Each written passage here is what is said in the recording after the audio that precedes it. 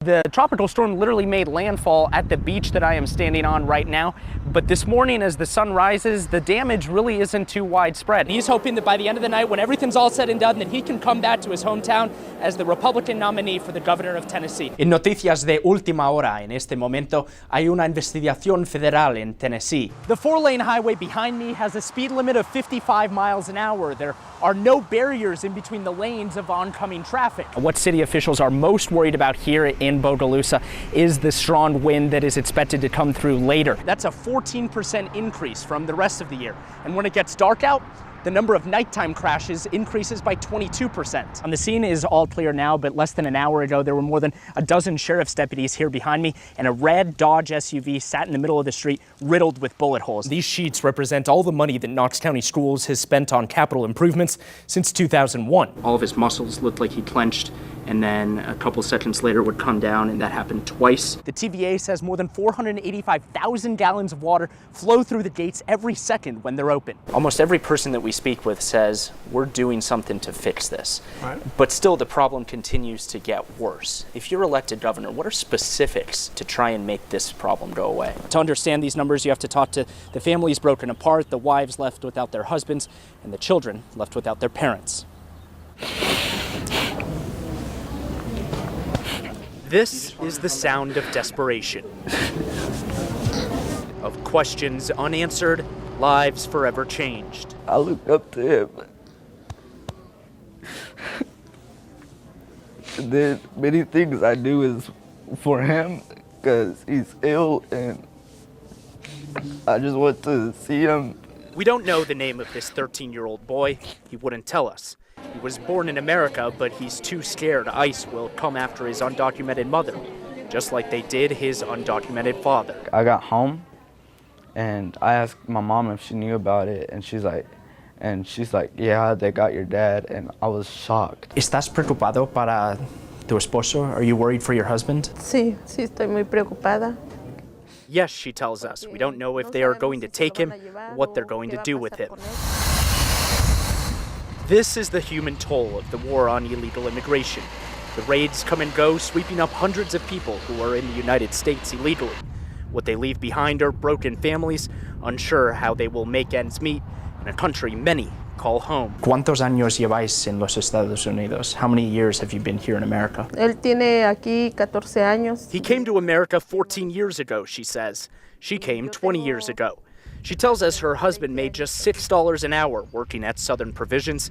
It was all paid in cash. He provided for all of his 6 children. Children play with donated toys on the floor of the church, ignorant to what's going on, unaware they may never see their loved ones again.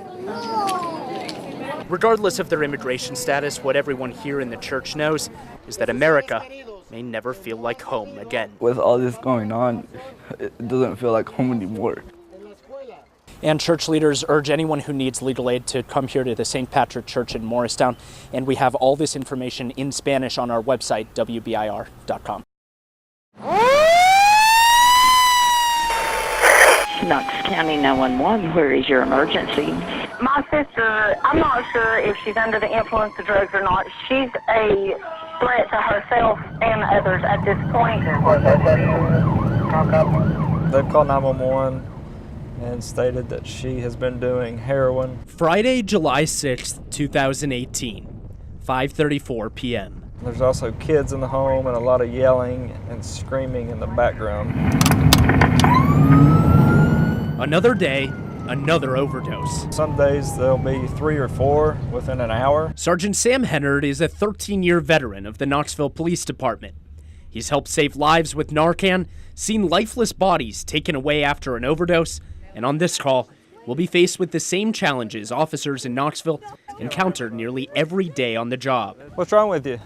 I have 2 pocket knives in my back pockets. If Okay. you can get them, please. The call came in as a suicide. The woman has hit rock bottom. What are you on? What kind of drugs are you on? What have you taken? We just need to know. You're not in trouble. We just need to know. She's been high on drugs for days. Now she says she wants to die. So you've just used meth, you haven't used any heroin? No, I don't know. Her sister called 911 for help before she could overdose. I'm lost. I just want to save her life. Crystal Tippins wanted to speak with us about her sister's drug habits after she was transported to the hospital. She knows the effect drugs can have on a family. Her mom died from an overdose. Her best friend OD'd last month. Her cousin fell victim before. There's success stories all the time, and I just hope that she becomes one of those.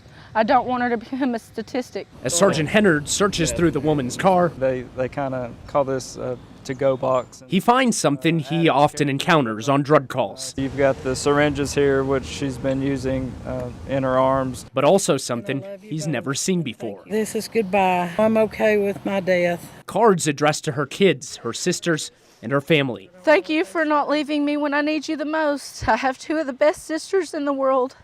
I don't know what I would do without you guys. I love you guys more than you will ever know. A final goodbye in case she didn't make it through her next high. This is all because she thought she was gonna die. Today, it wasn't goodbye, perhaps a second chance. My sister deserves life, and a better one. As the ambulance pulled off, so did Sergeant Hennard. That's an everyday occurrence for us to go to these calls. On to the next call, It's something we've been dealing with for several years and unfortunately keep dealing with. on to the next overdose.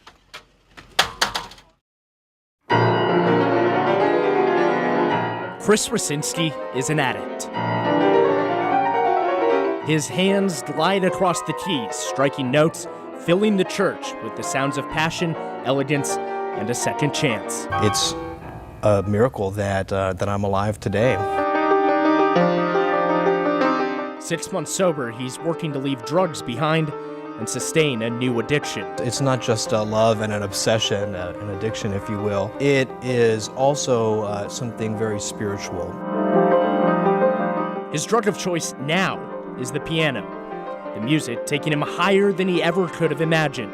I completely abandoned music to keep using drugs.